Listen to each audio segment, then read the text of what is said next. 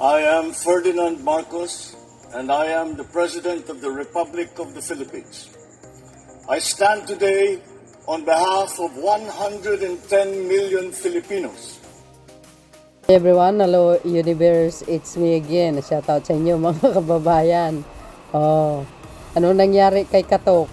Ayun, namumblema. Pinalagan na. Yan kasi, walang preno yung bunganga niya, kalalaking tao, talo pa babae, dalawang bunganga, di ba? Napaka-chismoso nito.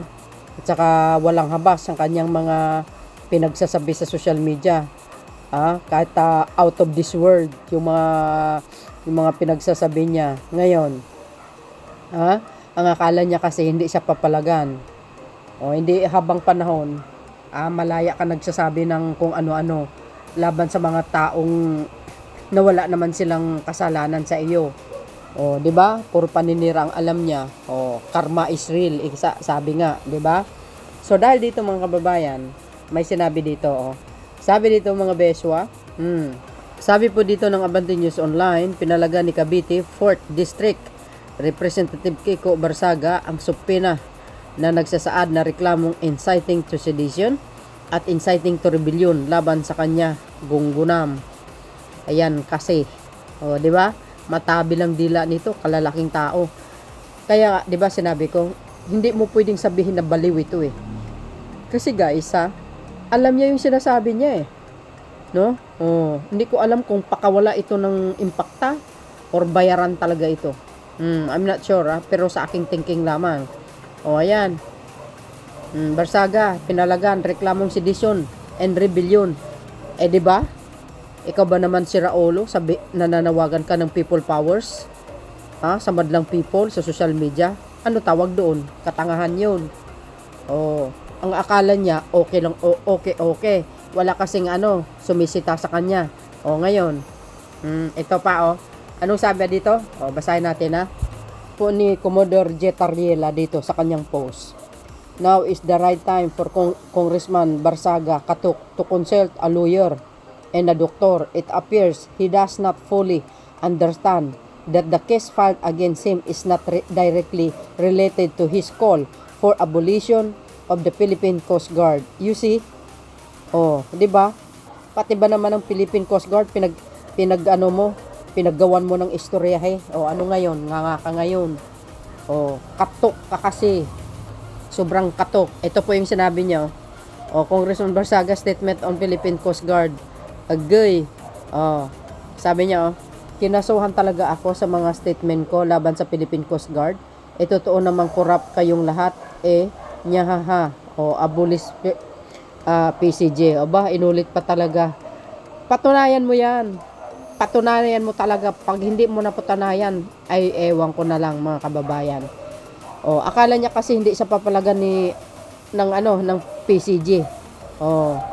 Sinabi mo yan, ayan, yan. Siguro nakita ng abogado ng PCG yan. Sigurado yan mga kababayan. So dahil dyan, ito pa. Anong sinabi dyan? Basahin. Naglabas ng subpoena ang Office of the City Prosecutor ng Quezon City laban kay Representative Francisco Kiko Barsaga kaugnay ng mga kasong inciting to sedition at inciting to rebellion. Inatasan siyang humarap sa preliminary investigation sa November 18 at 25, 2025 alas 3 ng hapon sa Justice Cecilia Munoz Palma Hall, DOJ Building, Quezon City. Buti nga sa'yo yan. Tambakan nyo nga ng kaso ito para nang madala. Kasi ang kongreso ewan ko, yung ethics complaint ninyo hindi naman yata umuusad. Kailangan nyo na. So kasuhin nyo na ito para matanggal dyan sa House of Representatives mga kababayan kasi nakakasira sa imahe ng House ito walang kakwenta-kwenta tong congressman na ito. Palagay ko bayaran ito pakawala ng impakta. Ayan sumipot ka. Hindi ko nabasahin mga kababayan malinaw po yan. Kailan yung sinabi dito? See? November 18. Kailangan sumipot ka. Alas 3 po ng hapon. Quezon City. Nga ka ngayon. Ungas. Di ba?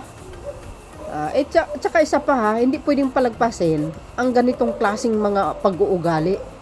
Hindi maganda ito eh. Sa tingin niya sa sarili niya, okay yung ginawa niya, walang naninita. Sorry ka. May batas ang mundo. Lalo na sa Pilipinas.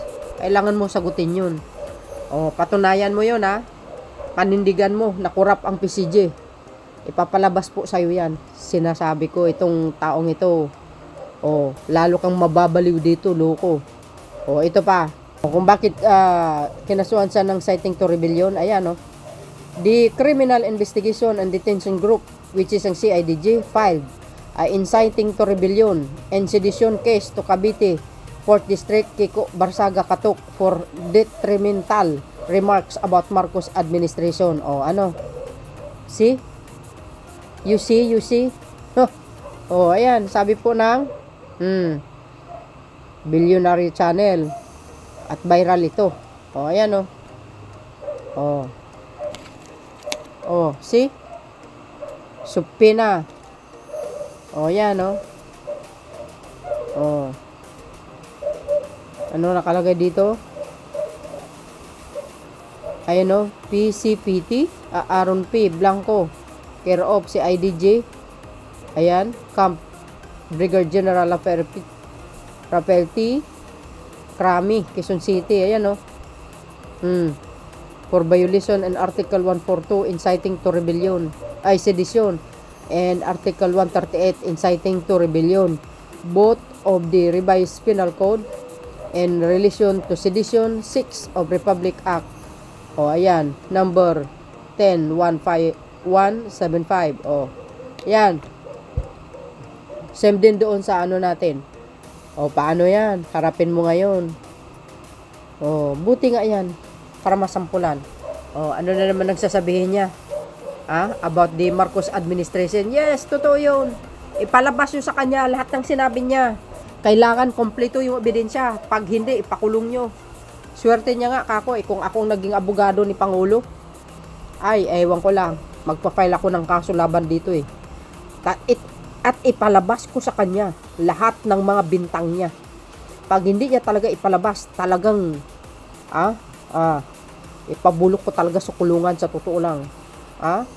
Tagisan talaga ng galing ng mga abogado dito. Kasi, walang habas eh.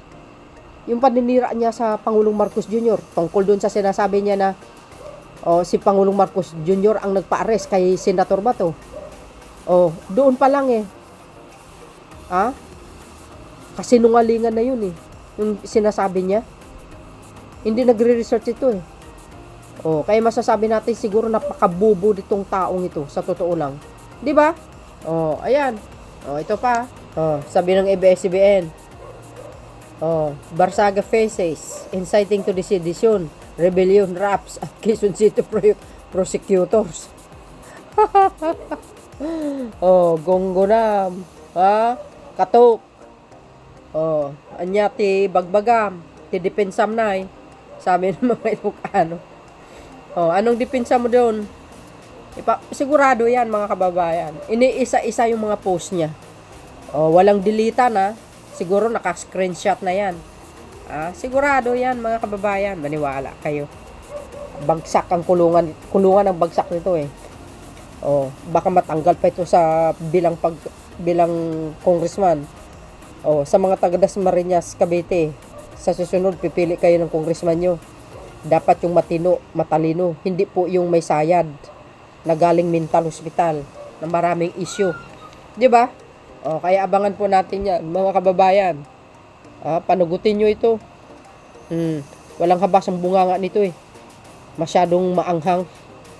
Ngayon, di umarap ka rin. Tambakan nyo ng kaso.